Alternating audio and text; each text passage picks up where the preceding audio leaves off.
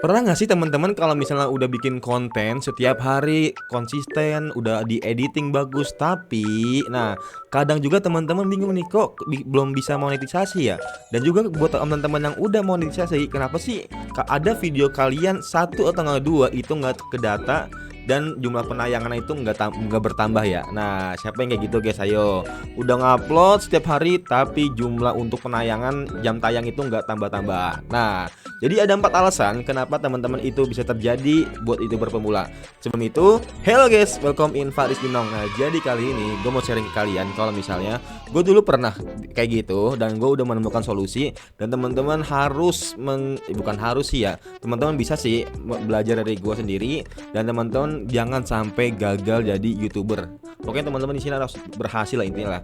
Buat teman-teman jangan lupa untuk subscribe, like, comment, and share, dan juga komen kira-kira ke depan gue bakal bahas apa lagi di channel ini. Nah, jadi gini guys ya. Pertama, ada 4 alasan kenapa channel kalian itu belum sih ya. Alasan kenapa channel kalian itu nggak dimonetisasi, karena ada dari kunci videonya.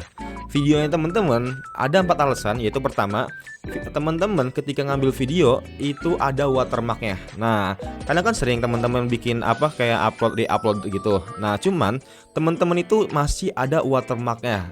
Nah, makanya itu YouTube itu ngedeteksi kalau misalnya wah ini ngambil dari orang nih. Nah, walaupun ada penontonnya 100, 200, 300 itu nggak bakal nambah guys, nggak bakal nambah.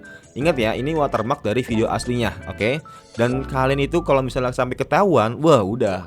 Pertama kena peringatan, teguran, baru peringatan pertama, peringatan kedua. Nah, makanya teman-teman kalau semisalnya teman-teman ngambil video orang, sekiranya itu diedit lah setidaknya guys ya. Mau itu ada suara, mau itu ada teman-teman direction, mau itu teman-teman nambahin visual, kata-kata, tulisan dan lain-lain. Nah, jangan sampai cuma sekedar ngambil video orang langsung diupload ada watermarknya. Nah, itu nggak bisa guys, nggak ke data sama YouTube. Itu yang pertama.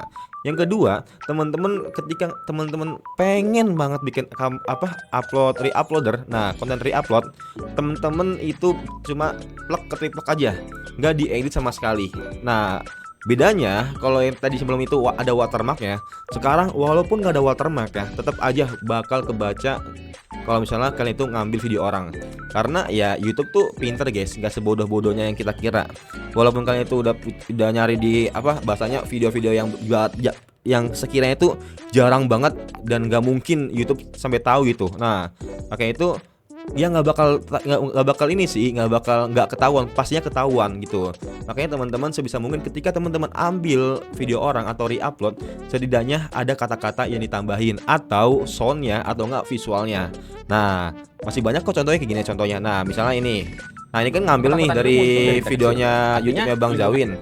Ada tambahan-tambahan dikit kan, kayak misalnya ada kata-katanya atau nggak mungkin diambil klip-klipnya aja.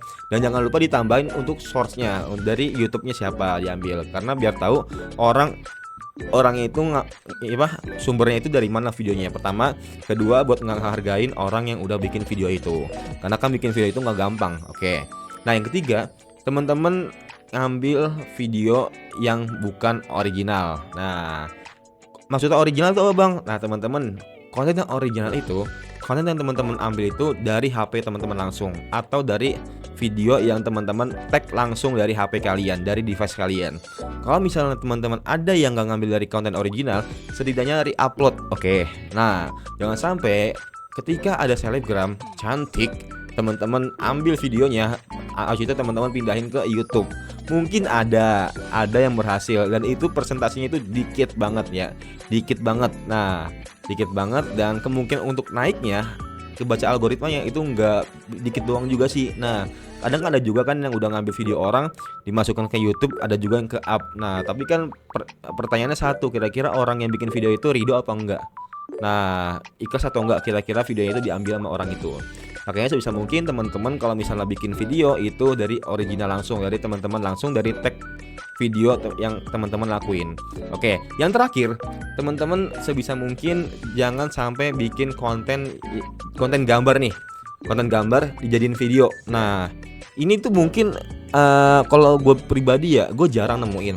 Tapi ada beberapa kasus yang dimana ada orang yang bikin video source gitu bentuknya gambar. Jadi ya cuma dipanjangin aja gitu, cuma dipanjangin gambarnya. Dan ketika dia cuma nambahin kata-katanya aja, kata-kata, tulisan, dan juga sound. Nah itu tuh nggak nambah jam tayang guys gitu ya. Kayak gitu nggak nambah jam tayang. Dan ini udah banyak sih yang teman-teman YouTuber pemula itu yang lakuin. Makanya jangan sampai kalian ngerasain kayak hal itu juga. Oke guys, mungkin itu aja guys ya buat teman-teman. Semoga teman-teman nggak ngelakuin dari 4 yang aku bilang tadi, dan teman-teman bisa di-share aja ke teman-teman yang lain supaya teman kalian itu nggak termasuk dari 4 channel yang tadi, karena bahaya banget buat jangka panjangnya. Oke, mungkin itu aja guys. Semoga bermanfaat and see you next time. Bye.